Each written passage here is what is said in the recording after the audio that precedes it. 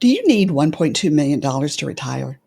I'm Beverly, and that's one of Americans' top 10 burning questions about retirement, according to a survey by Northwestern Mutual. These are great questions about retirement and a few about Social Security, and I'll answer each one. There's one question that should be ranked so much higher than it is, and I'll explain why when we get there. First, we'll tackle the top question. How much do you really need to retire? It might not be as much as you think. Oh, and by the way, when you see me with my clipboard, you know I'm really serious about something. Okay, question number one. How much do you need to retire? Americans in this survey say they believe you need 1.2 million to retire.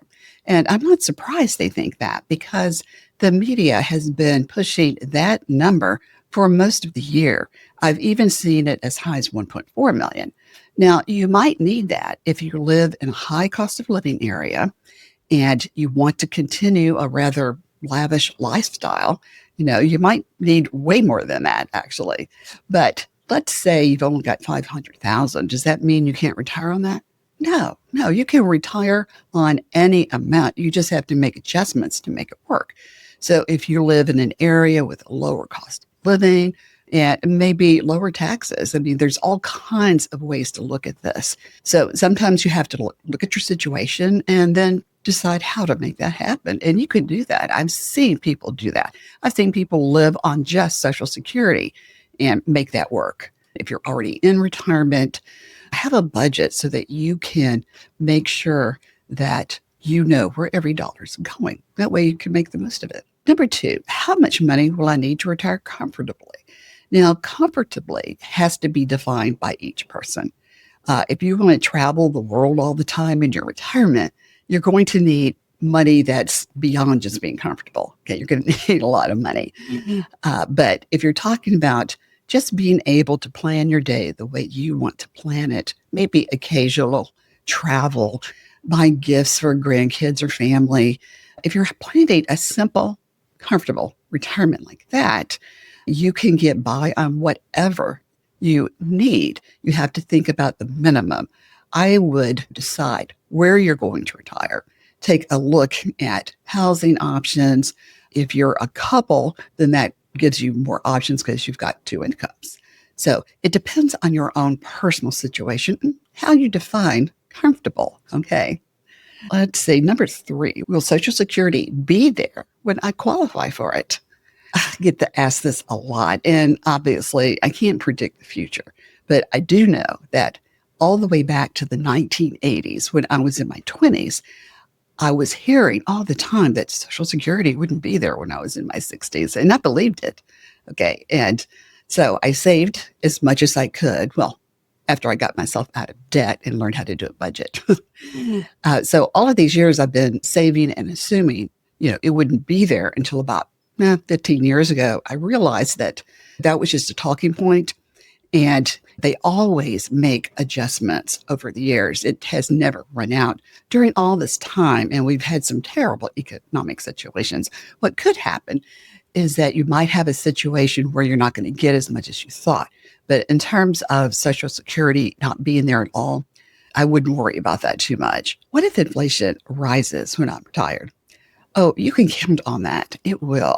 Prices go up when inflation goes up. And they don't usually come back down unless something major happens to cause that. So you could count on about 2 to 3% inflation and sometimes higher if there was some disaster that happened. The best way to guard against inflation is, of course, to have your investments, investment income, that sort of thing, but also to have an emergency fund in retirement. And I don't hear that talked about a lot. I just had some dental work done, and I'm not even ready to discuss it. I'm still kind of traumatized by that, but I am going to do a video on that. And thank goodness I had an emergency fund. I had no idea that Medicare didn't really cover dental expenses. I know that was dumb of me to not check into that earlier, but that happened, and I had an emergency fund to cover it. So thank goodness for that. Okay. Number 5, is it possible I could outlive my savings? anything is possible. And that's why, the emergency fund is a good idea. And also have a budget. I don't care how much money you have. If you have millions, have a budget, especially if you want to make sure that you've got some kind of inheritance for your kids. Okay, how can I plan for potential long-term care needs? Well, that's another thing about Medicare. There is no long-term nursing care involved with Medicare or with Medigap. And I have a Medicare Advantage plan, which I got specifically because it had at least some dental coverage. I don't believe I've got that either. So, I'm just going to have to do the best I can to take care of my health, hope that nothing traumatic happens to me anytime soon. Worst comes to worst, Medicaid kicks in should you ever just run out of money because you're in a skilled nursing facility 24/7. And if you're in your 50s, it's almost too late to get long-term care insurance because it's so expensive once you start to get a little bit older. But do check into that and just know that Medicare does not cover that, okay? And neither does Medigap. And I'm talking original Medicare, that's Part A and Part B. Number 7, how will taxes impact me in retirement? Well, they will impact you. This really varies by state. Something to look into, especially if you're thinking about moving from where you are currently, or whether you're already retired and decided you need a lower cost of living and you're willing to relocate for that. I once was the spokesperson for U.S. News and World Report, and I talked about best places to retire. And I really was surprised how much I learned about the different taxes in different states. So that's something to check into. Some states tax Social Security, some don't. And of course, there are federal taxes follow you everywhere, but you can get a break in different states. So check into that if it's not something that really concerns you. Number 8, how should I budget for healthcare expenses? Budget a lot. I think that most people really underestimate what their expenses are going to be when it comes to healthcare. I know that I foolishly thought that Medicare covered a lot more than it did and just didn't realize how expensive it was going to be to get proper coverage. So you do want to pay attention to that. And if you've got, let's say you've got $500 a month for healthcare, including medications, things like that, I would at least double that. And of course, it depends on your specific healthcare situation, but expect that it's going to be more than you can possibly imagine. There's so much that insurance just doesn't cover. In Medicare, they don't cover dental, vision, or hearing. And that to me is unbelievable. I mean, when you're over 55, certainly, and definitely over 60, 65, you're very likely to have, needs for dental care, vision, and hearing. So it seems like people over 60 should have the most access to that kind of coverage. But I guess insurance companies figure, well, yeah, they would probably cost us a lot. So you do the best you can. And like I mentioned earlier, I have a Medicare Advantage because I thought, well, I do have dental and vision needs. Fortunately, I still have dog hearing. It's like I've had it my whole life. I'm fortunate. My dog is really old now, and I actually have better hearing than my dog.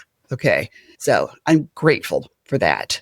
Okay, number 9. Will I have enough to leave behind assets for loved ones or charitable causes that I care about? I want that for my children. So I think about that. And my kids, bless their hearts, they never, ever ask about that. So, although my son did once say he wanted my car when I'm gone because I have a nice sporty car. They can fight over that later. I have 2 kids. So it may not be a big deal to you. It may not be possible for you. And that's okay.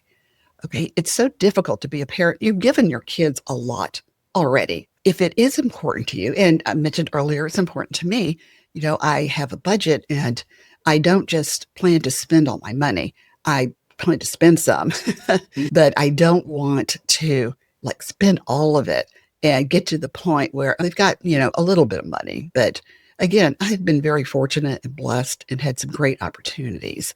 So I have been able to save money. If you're in a situation where you can't, don't even think about it. Okay. You just enjoy your life and spend time with your family. It's really okay to be that way. Number 10, what if the stock market drops when I'm retired? The stock market will drop. It will go up, it will go down. You just have to kind of roll with it. If you're going to be in the stock market, you can't be emotional. You can't make emotional decisions.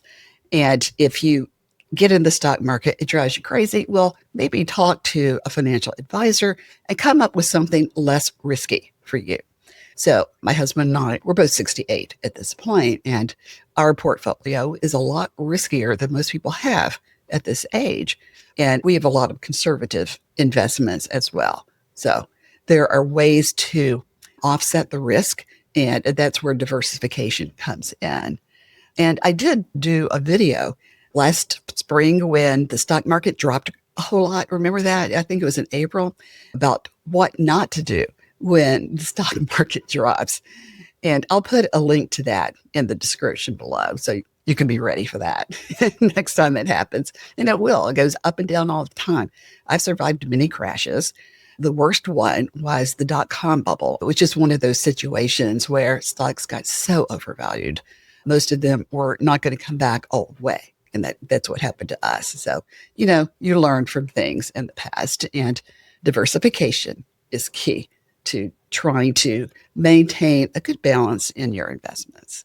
All right. Well, what did you think about that? I think that, healthcare expenses should have been probably number 2 behind how much do you need to retire.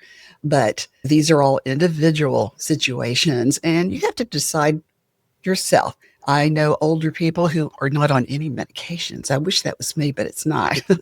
If you've got questions you wish I could answer in future episodes, certain concerns you have about Social Security, whether you're on Social Security already or you're thinking about retiring early, drop it in the comments below. I'd love to hear from you. Thanks for joining me. I appreciate you very much, and I will see you in the next video.